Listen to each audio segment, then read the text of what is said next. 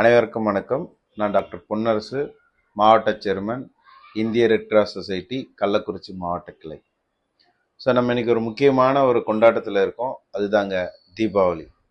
தீபாவளி அப்படின்னு சொன்னாலே சின்னவங்கள்லேருந்து பெரியவங்க வரைக்கும் எல்லாருக்கும் மகிழ்ச்சி தான்.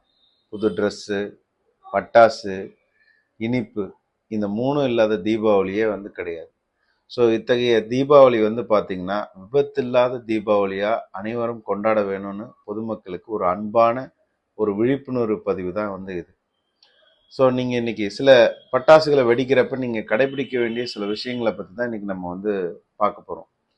ஸோ முதல்ல குழந்தைங்க பட்டாசு வெடிக்க போகிறாங்க அப்படின்னா கட்டாயம் பெரியவங்க கூட போகிறது மிக மிக அவசியமான ஒன்று.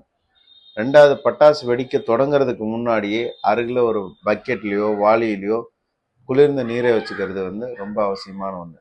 பட்டாசு வெடிக்கும் போது நல்ல புத்தாடைகளை போடுறதை தவிர்த்து பருத்தி ஆடைகளை, இறுக்கமான பருத்தி ஆடைகளை அணியிறது ரொம்ப ரொம்ப நல்லது. ஸோ பட்டாசு வெடிக்கும் போது பார்த்தீங்க அப்படின்னா குழந்தைங்களுக்கு என்ன பண்ணுவாங்கன்னா, பட்டாசு வெடிக்கலை அப்படின்னா உடனே ஓடி போய் கையில் எடுப்பாங்க. ஸோ அந்த மாதிரி எதுவும் பண்ணக்கூடாது. ஸோ பட்டாசு வெடிக்கலை அப்படின்னா அதை தண்ணி ஊற்றியோ இல்லை அப்புறப்படுத்தியோ தள்ளி தான் விடணுமே தவிர கையால் எக்காரணம் கொண்டும் எடுக்கக்கூடாது. அதே போல் பார்த்தீங்க அப்படின்னா குழந்தைங்களுக்கு இந்த பட்டாசு வெடிக்கிறதுல பயங்கர ஆர்வம் இருக்கும். இந்த ஆர்வம் மிகுதியில் அவங்க என்ன பண்ணுவாங்கன்னா, எந்த கையில் பட்டாசு வச்சுருக்கோம், எந்த கையில் நெருப்பு வச்சுருக்கோன்னு தெரியாமல் நிறைய பட்டாசு கையில் எடுத்துகிட்டு போவாங்க. இந்த மாதிரி சம்பந்தத்தில் தான் பெரிய பெரிய விபத்துகள் வெடி விபத்துகள் ஏற்படுது.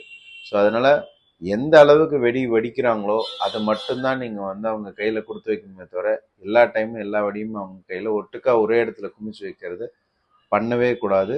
முற்றிலும் அதை நீங்கள் தவிர்த்தே ஆகணும். ஸோ அதே போல் பார்த்தீங்க அப்படின்னாக்கா, நீங்கள் பட்டாசு கொளுத்தும் போது பார்த்தீங்க அப்படின்னா அந்த வெடிகளுக்கு பின்னாடி சில இன்ஸ்ட்ரக்ஷன்ஸ் கொடுத்துருப்பாங்க, எப்படி வெடிக்கணும் அப்படின்னு சொல்லி. புது வகையான பட்டாசுகள் நிறையா இருக்கும். ஸோ அந்த மாதிரி பட்டாசுகளை வெடிக்கும் போது அந்த கொடுத்துருக்க குறிப்புகளை பயன்படுத்தி வெடிக்கணும்னு நம்ம கேட்டுக்கணும். சரிங்க, தப்பித்தவறி ஏதாவது ஒரு காயம் ஏற்பட்டுருச்சு, அப்போ என்ன பண்ணோம் அப்படின்னா, எடுத்த உடனே என்ன பண்ணணும் அப்படின்னா, அந்த தீயோ ஏதோ ஆடையில பிடிச்சிக்கிச்சு அப்படின்னா நம்ம வேகமாக ஓடக்கூடாது. நின்ன இடத்துல ஒன்று உருளணும், இல்லை அப்படின்னா தண்ணி ஊற்றி அணைக்கிறதுக்கு தான் பார்க்கணுமே தவிர நீங்கள் ஓடுனீங்க அப்படின்னா தீ வேகமாக ட்ரெஸ் ஃபுல்லாக பரவ ஆரம்பிச்சிடும். ஸோ ஒரு தீ எரியணும் அப்படின்னா உங்களுக்கு 3 விஷயம் ரொம்ப முக்கியம். ஒரு சூடு, அதுக்கப்புறம் அதில் பார்த்தீங்கன்னா ஆக்சிஜன் லெவல் தேவை, அதுக்கப்புறம் அந்த எரியக்கூடிய தன்மை உள்ள பொருள். ஸோ இது மூணுமே அந்த இடத்துல நீங்கள் எதை அதிகப்படுத்தினாலும் அது ஜாஸ்தியாக எரியுமே தவிர அதை கட் டவுன் பண்ணால் நம்ம அந்த தீயை ஈஸியாக அணைக்கலாம். ஸோ அனைவரும் விபத்தில்லா தீபாவளியை கொண்டாடுமாறு அன்புடன் கேட்டுக்கொள்கிறேன். நன்றி, வணக்கம்.